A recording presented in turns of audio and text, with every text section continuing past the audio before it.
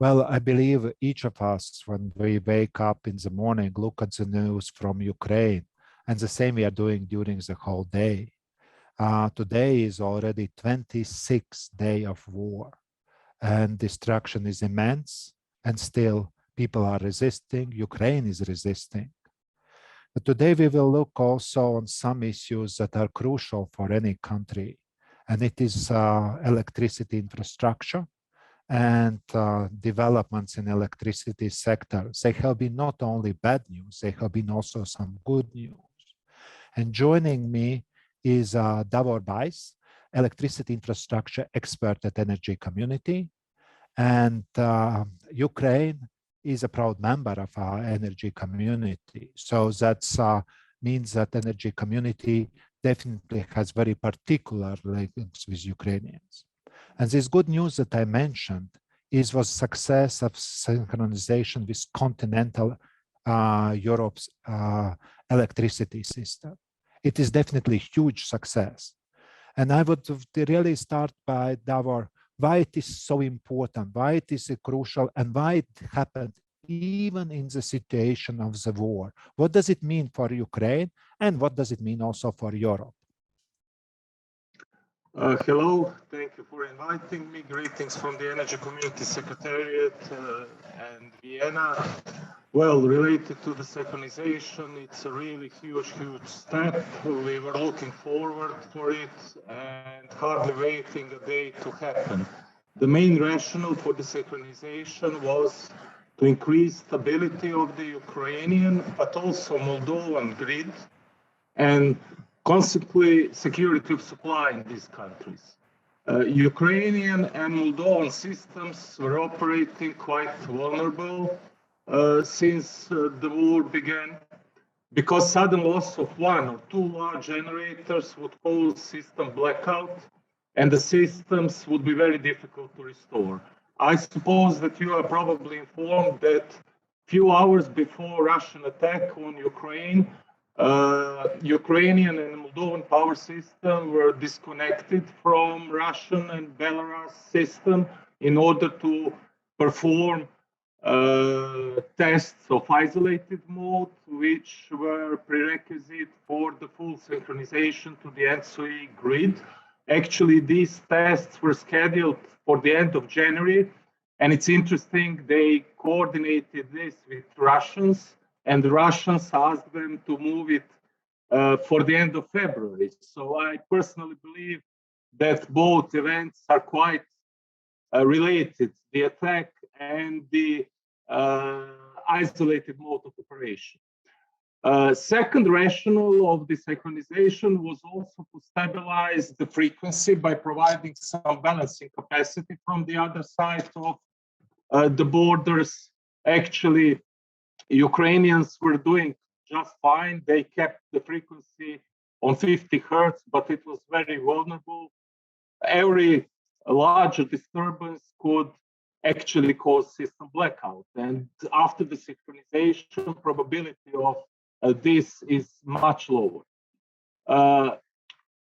Synchronization would allow Ukrainian system to cover any lack of load and frequency reserves within their system, of course. And Ukrainian and Moldovan TSOs sent their request for emergency synchronization at the end of February, and they were finally synchronized around noon on March 16. So around 60 to 70 days had to pass until synchronization took place. Political support from the EU level was granted immediately, but European TSOs were very careful with the synchronization because of some technical, financial, cybersecurity, legal, and regulatory risks.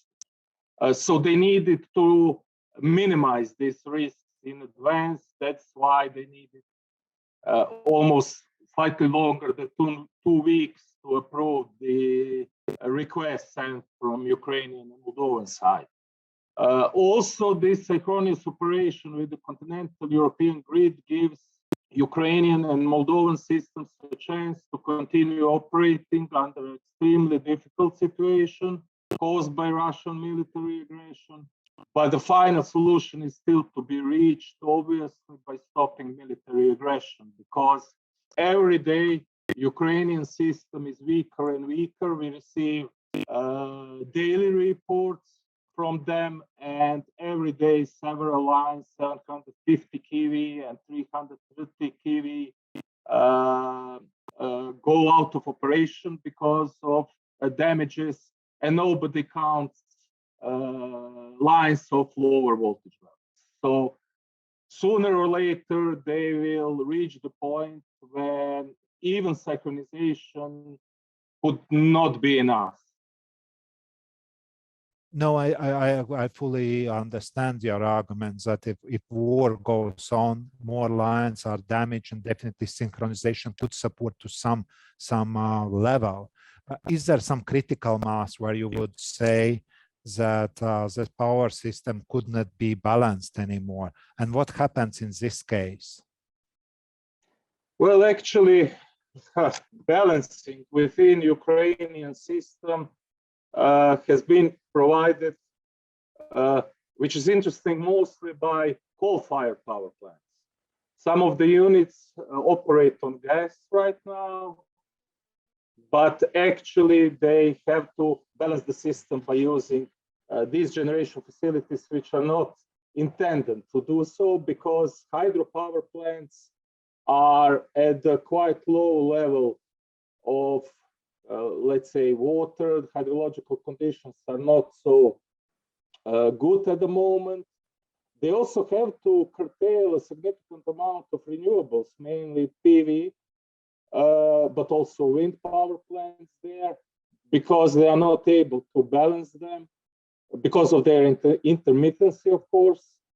And nuclear capacities there are not flexible. They provide some primary reserves or frequency containment reserves, but actually the real balancing has been done by thermal power plants. And of course, this synchronization helps the system to be balanced all the time, no matter of the thermal power plants. And loss of several units may totally destruct the situation there.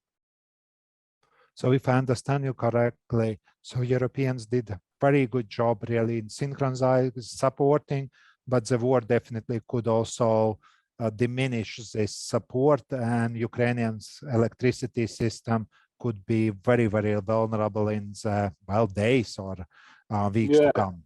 Yeah, that's true. The problem is not only with the balancing, the problem is with the damage to critical infrastructure. Actually, in the beginning, Russians avoided to attack critical infrastructure, but things very fastly changed. And unfortunately, they have started to do that. And if Ukrainian system continues to lose several lines, 750 and 330 kV, right now out of operation, there are more than 20 lines, 330 kV, and I'm not sure about the real number, but several, let's say several up to 10 lines, 750. So normally every transmission system is designed to satisfy N-1 criterion, to have one line out of operation. Now they have at the highest voltage levels several dozens of lines out of operation, and every day we see it in the reports, they lose more and more. Of course, when military activities permit that, they go to the field and try to fix the damage. You have heard about restoration of supply for the Chernobyl nuclear power plant. It was a quite bad situation with Zaporizhzhia nuclear power plant occupied by Russians. For the last few days, they stayed connected to the grid with only one line, 750 kV, with one additional 330 kV line in standby mode. There are normally 4 lines, 750, connecting this nuclear power plant with a full capacity of 6 gigawatts, but 3 were out of operation. Now, only 2 are out, let's say only, but 2 are out of operation permanently, and 2 are in operation, but situation may change within hours. And this is a really, really serious issue. Yeah. You already mentioned nuclear power plants. I assume that a lot of people in Europe have been quite worried when there have been strikes to nuclear power station, and also, well, taking over. What does it mean to take over nuclear power station? How safe it, and what does it mean for Ukrainian electricity system? Do you have some insights on it? How dangerous it is, and what new risks it could bring? Yeah, this is very, very serious issue. Well, not seen up to now that we have actually jeopardized nuclear facilities within one country.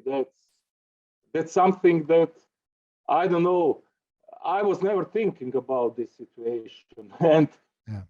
Nuclear power plants operate now there in the conditions which have never been seen, really, and the risk for nuclear safety is huge.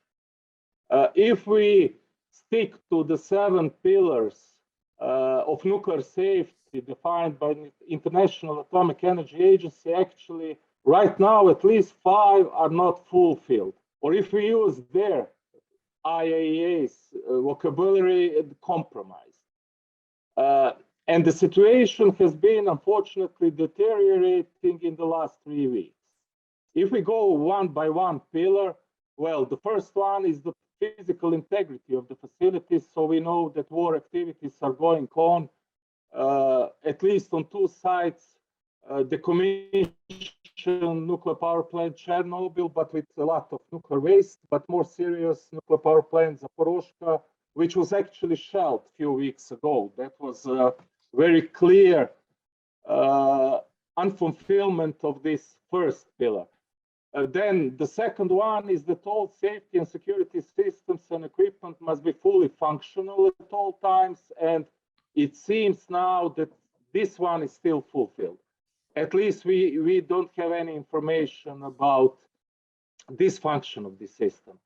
Then the operating staff must be able to fulfill their safety and security duties, and they have to make decisions free of undue pressure, which is obviously not fulfilled because staff in the nuclear power plant Zaporizhzhia are under full military control and working under large stress. Staff in the decommissioned nuclear power plant Chernobyl was there for 3 weeks. I think today or yesterday they let workers to be replaced. Then the fourth pillar is that nuclear power plants have to be supplied from the grid. In the nuclear industry, they call this off-site power supply. So reactors have to be cooled all the time.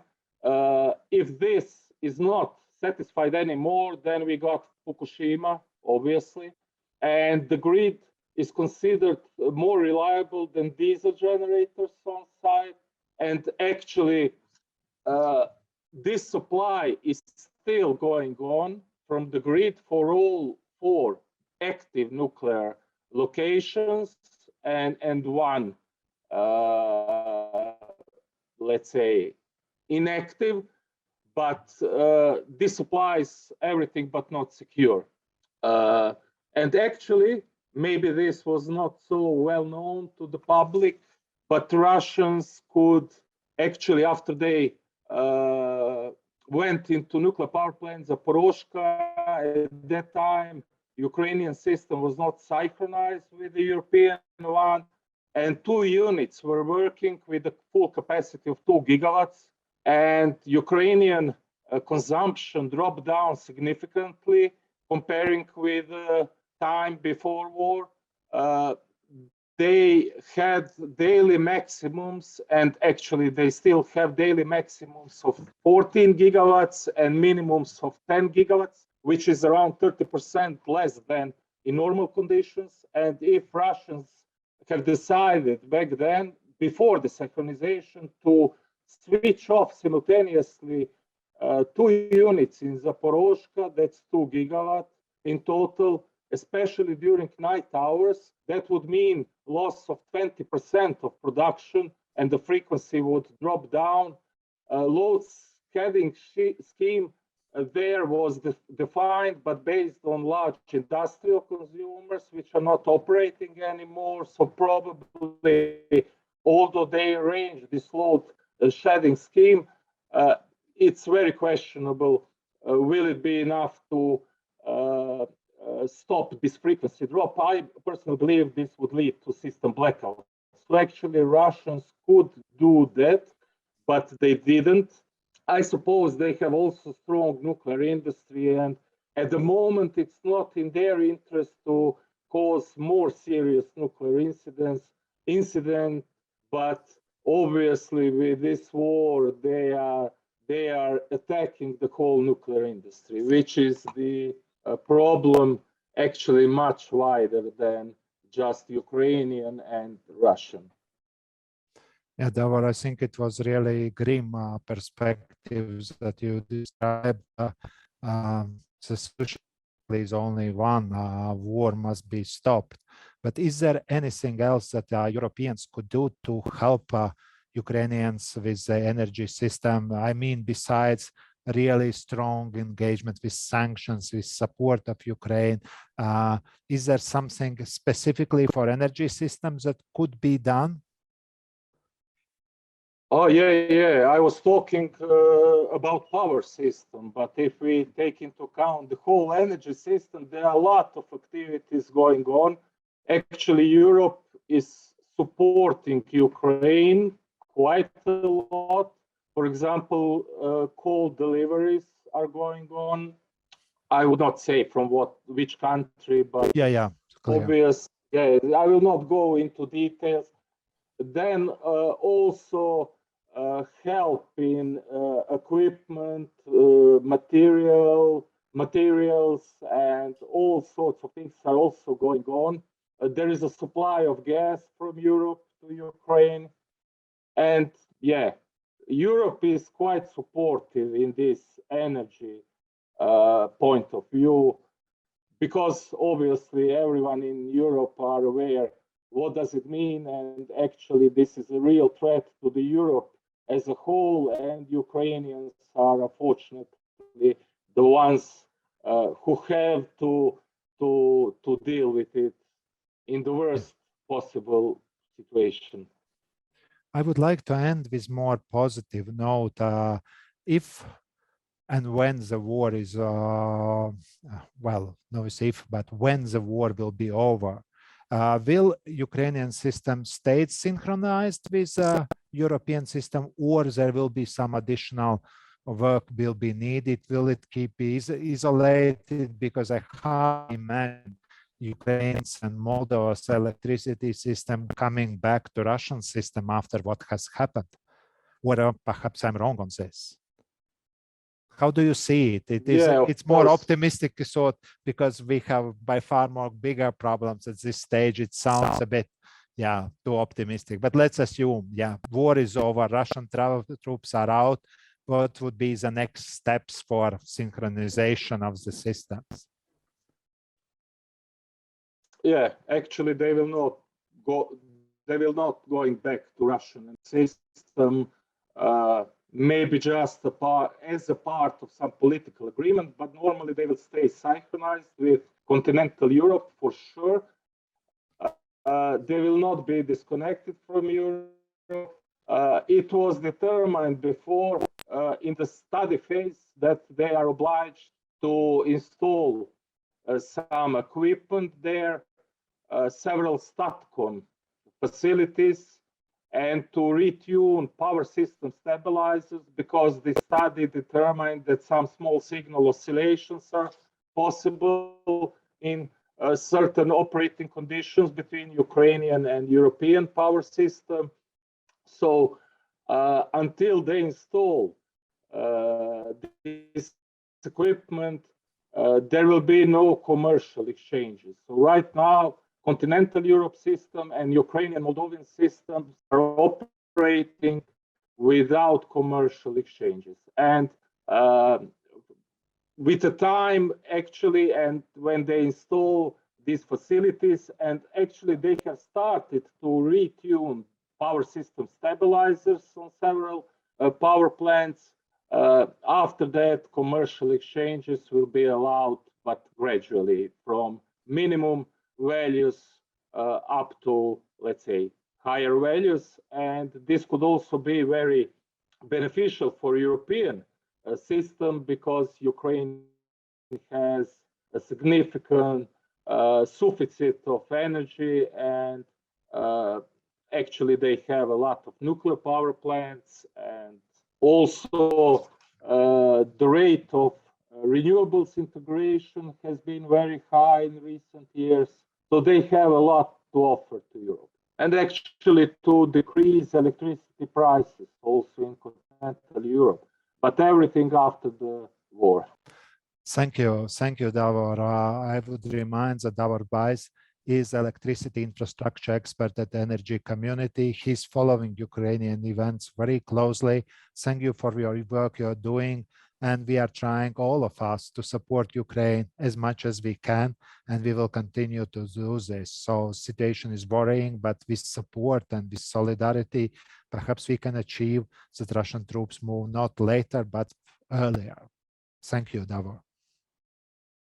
Thank you for inviting me. Goodbye. Goodbye.